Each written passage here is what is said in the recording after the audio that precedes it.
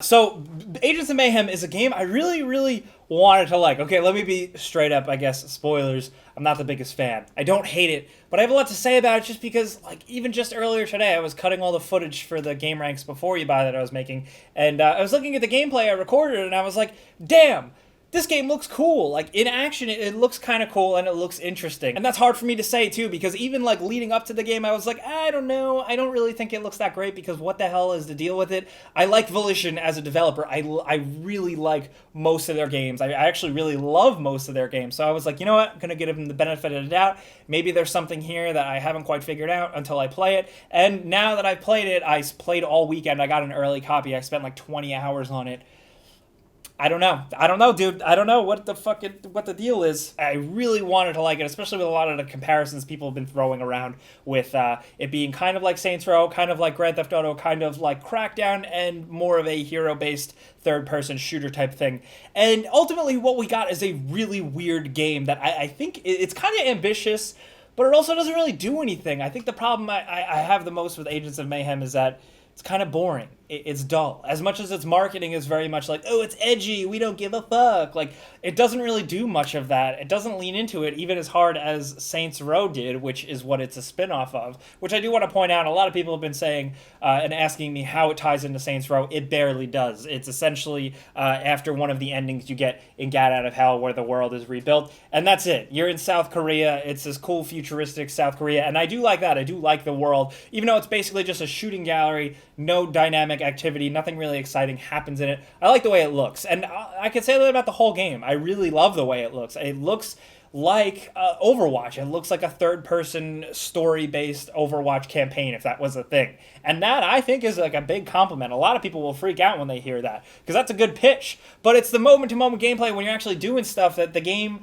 kind of falls apart for me. It doesn't fall apart because it's not a mess. Mechanically, it's completely sound. It just doesn't really do anything. So basically, the way it works out, it's mission based. You go out, you set out and do missions. There are side quests, but they're really kind of forgetful. They're very quick just to get you rewards and cash and stuff, which I think ultimately is another problem that I have. Sorry if I'm bashing it like crazy, but it just kind of all rolls into one. Progression systems, which is something I talk about all the time. The game does have elements of progression, but none of them are exciting enough to really make me want to run around and explore and do the Crackdown thing where I jump from rooftop to rooftop. There are shards you can get that will upgrade your character, but I don't feel it. I don't know. But good stuff. When the game is firing on all cylinders, when you have a good group of 3 characters to switch back and forth between, when their abilities work together and you can use some of them in tandem to weaken an enemy and then switch to another one and finish it off with like a higher DPS or something like that. When you're doing that, that's when it is the most effective, when you're in these big single-player set-piece missions that are very few and far between, but when you're in them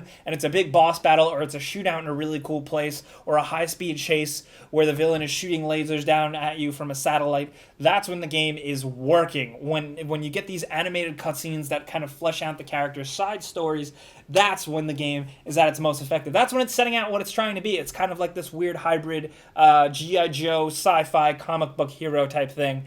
That's when I do like it. But unfortunately, that's only here and there. The moment-to-moment gameplay, I'm just not a fan of. And this channel, because video games is like where I try and just talk about things that I really love and I really like. But I just wanted to put my thoughts out there because I like the idea of Agents of Mayhem. Honestly, talking so much about Agents of Mayhem here and on Game Ranks, and ultimately, for me, the kind of failure it kind of is. I really am excited for an Agents of Mayhem 2 if they really nail it, if they give you more in the game, not just kind of a series of missions that repeat the same dungeony level, interior level over and over and over again, and kind of relegate all these exciting heroes to really, really boring side quests that I don't really want to play. As much as they give you some interesting story and stuff, I can't be bothered with playing. And some of the stuff they do with the driving is really cool. There's a couple of cool driving sequences that are really good, and the driving mechanics are good. They're arcadey, there's a boost, and there's a really fun drift button that is over the top and really fun to use, but the game doesn't really take it far enough. So I would love to see more of that. I would love to see more of these characters, but I would also love for them to be a little bit more memorable and iconic. Like like I said, I like their story, but it doesn't go all the way for me. And progression as well. Progression and customization is there, but it's kind of shallow, like everything else in the game. Basically, the way you progress a character is that you can level them up and stuff and find things to help contribute to them and spend to upgrade them, but there are slight upgrades here and there, but the bigger thing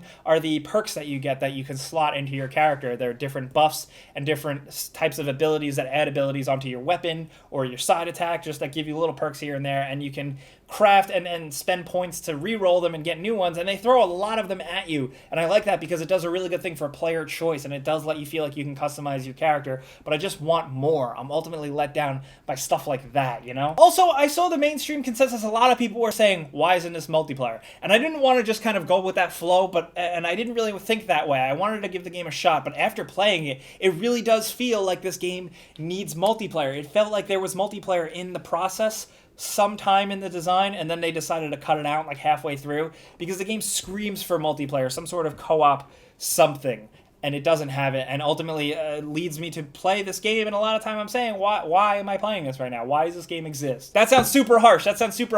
It's by no means a bad game. It's well designed, it's playable, it has moments that it is really fun, like I said.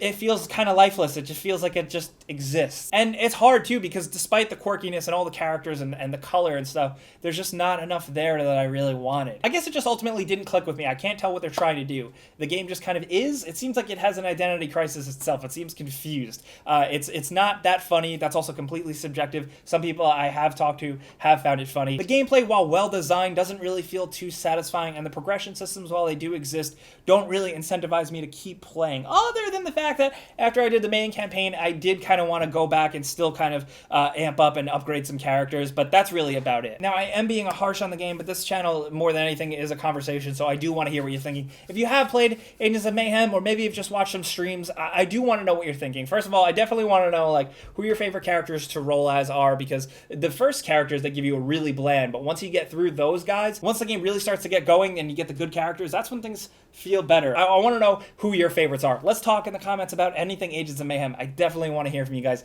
down there, because I want to know if it's just me with this one. I want to know if I'm crazy. I want to know if I'm just missing something. I don't know. Let's talk about this. Thanks for listening to me ramble about Agents of Mayhem. You guys know the deal. Clicking the like button does help me out over here at this humble channel, but as always, I'm Jake Baldino. You can subscribe because video games.